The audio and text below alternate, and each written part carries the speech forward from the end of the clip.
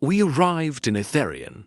The landscape is stunning, almost impassable, with dense forests that seem to swallow the sunlight and mountains rising like sleeping giants.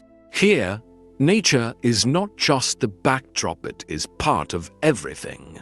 Of the Itharions and their culture, they are nomadic warriors, self-sufficient, living in total harmony with the planet, with what it offers and, at the same time, with the dangers it hides. The resistance I felt upon landing was palpable. It's not just the physical environment that is wild, it's the mindset of the Itharions, rooted in centuries of tradition and distrust of anything from outside. They do not easily accept alliances, let alone the intervention of external forces like ours. I knew I would have to do more than simply explain the gravity of the situation. This planet is not only wild on the outside, it's in its roots. Convincing these people to fight alongside us will be harder than we imagined. They live in a cycle of struggle and survival, where trust is not something you gain with words. It is necessary to understand what motivates them, what makes them fight, and offer something that resonates with what they believe to be their greatest value. Freedom. The first interactions were not easy. The Itharions watch us with distrustful eyes, as if they want to measure our sincerity. At one point, I felt that any wrong move could be the last. I knew that if I couldn't come to an agreement with them, our entire mission would be at risk. The resistance of the Itharions was stronger than I had imagined. We tried negotiating with the leaders, but we were immediately rejected. They see the war against the Obsidian Horde as something distant, something that does not concern them. For the Itharions, true strength comes from independence, connection with nature, and a pact with the land that does not involve intergalactic alliances. They live in harmony with the planet and believe that this deep relationship with nature is all they need to survive. Our pact is with the land, said the Itharion leader, looking at us with disdain. We don't need your wars. Nature guides us, and it never asked for this. Every word he spoke was like a stone thrown at our attempts to convince them to join the Federation. I understood what he was saying, but the situation was more complex than that. The fight against the Obsidian Horde was not just a war. It was a struggle for the survival of everything we know. For the Itharions, it seemed that none of this mattered. Now, more than ever, I realized that my mission will not just be to convince a civilization to fight by our side. It would be a battle of ideals. I need to understand more about the Itharions, hear their stories, and perhaps adapt my approach. What I see as an urgent need, to them, is a threat to the balance they hold so dear. The mission is at stake, and their resistance is not just military, but cultural. While still trying to negotiate with the Itharion leaders, the sky of Itharion darkened. A massive fleet of the Obsidian Horde arrived, descending in a terrifying manner, their overwhelming presence like a shadow stretching over the dense forest and the towering mountains of the planet. There was no more time. I saw the alien ships positioning themselves, their weapons already preparing to devastate the colony. What had seemed like a distant war was now upon us, and the resistance of the Itharions became increasingly desperate. They were right about something. They didn't need our wars, but they needed our help now. The planet was vulnerable.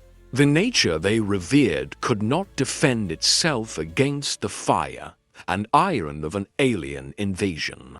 I knew we needed to act quickly. Every second that passed took us farther from our only chance to convince the Itharions. I looked at the enemy forces in orbit, feeling the weight of responsibility fall on my shoulders. They're here. There's no more time.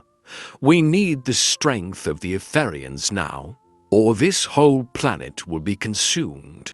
I shouted, but the truth was, in their eyes, urgency was a threat they were not willing to accept.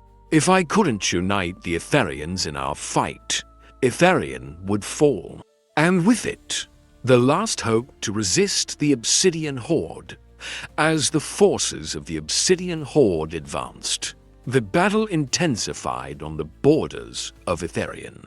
My team and I, trying to negotiate with the local leaders, were caught off guard. In an instant, the Itharions were fleeing into the dense forests, and the enemy fleet began to descend to the planet. We tried to resist, but we were ambushed. With every step, the enemies surrounded us, forcing us to retreat to an isolated area, far from the nomadic cities. It was in this refuge, in the shadows of the ancient trees, that we found a more isolated Itharion tribe. They told us something that would change everything, a secret technology, buried in the roots of Itharion, capable of creating impenetrable defenses. The secret was deep, buried in the relationship the Itharions had with nature. However, this technology was not simple. To activate it, a being needed to merge with the essence of nature, sacrificing their own soul. Upon hearing this, a feeling of weight fell upon my shoulders. Sacrificing the essence of a being to save Itharion. Was it possible to make such a devastating decision, even if it were for the survival of an entire planet? I looked at my allies and realized the moral dilemma we faced. To sacrifice the essence of a being. I don't know if it's something we can accept, but sometimes, in war, we have no choice. Those words came more as a sigh than certainty. The cost was high, but Itharion was about to fall, and the only chance of defense would be to risk everything, even the spirit of one of our own warriors. The decision I needed to make was no longer about survival, but about the price we would be willing to pay to protect what remained of our alliance and our humanity. The battle was at its peak. The forces of the Obsidian Horde were everywhere, their ships descending like black shadows over the sky of Itharion. And we had no more time. I looked at the Itharions, their eyes firm but doubtful. They knew what needed to be done, but the weight of the decision still consumed them. It was no longer just a matter of survival. We were at stake.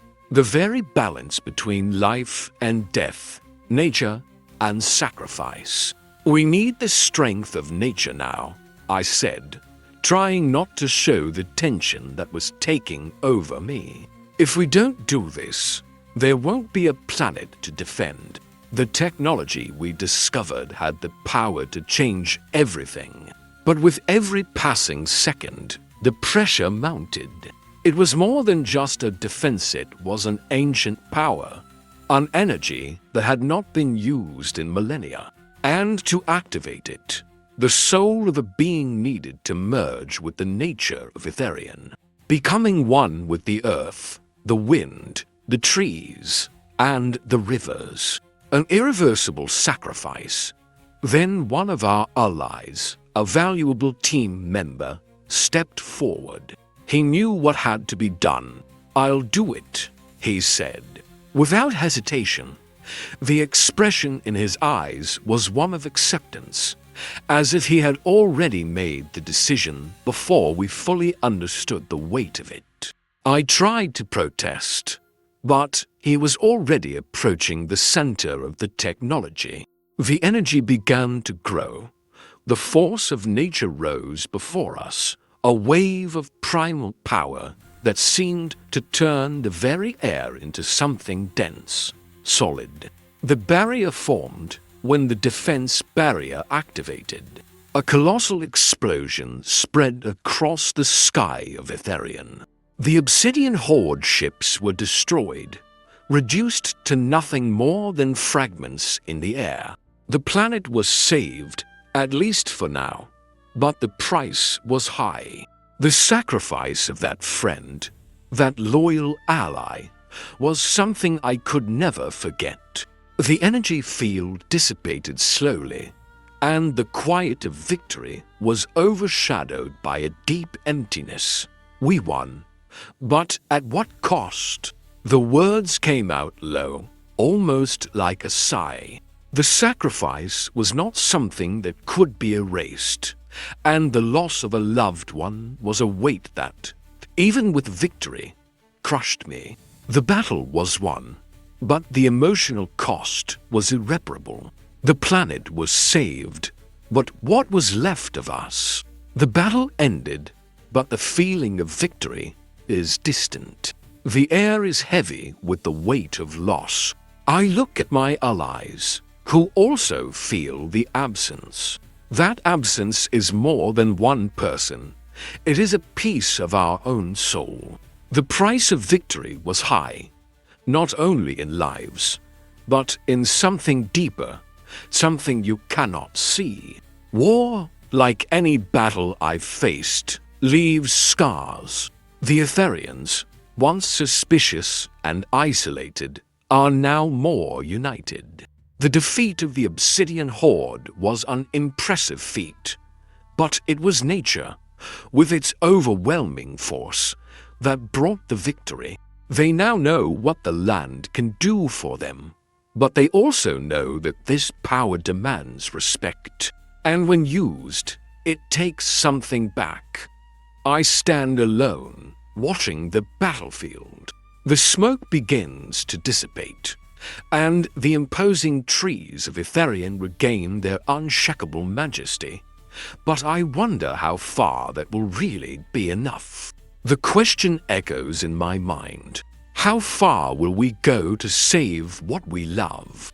I look at the sky, where the winds hiss through the leaves, and realize that the fight is far from over.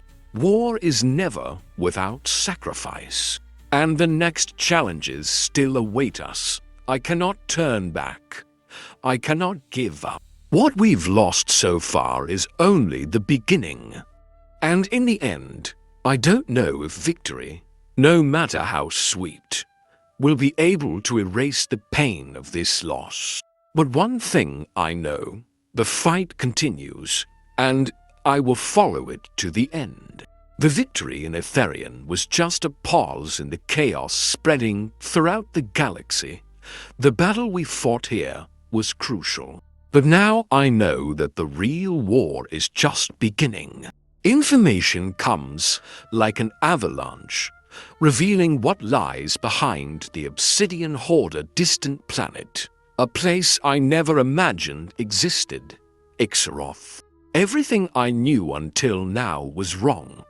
The threat of the Obsidian Horde was not just about their ships, their relentless armies, or their monstrous creatures.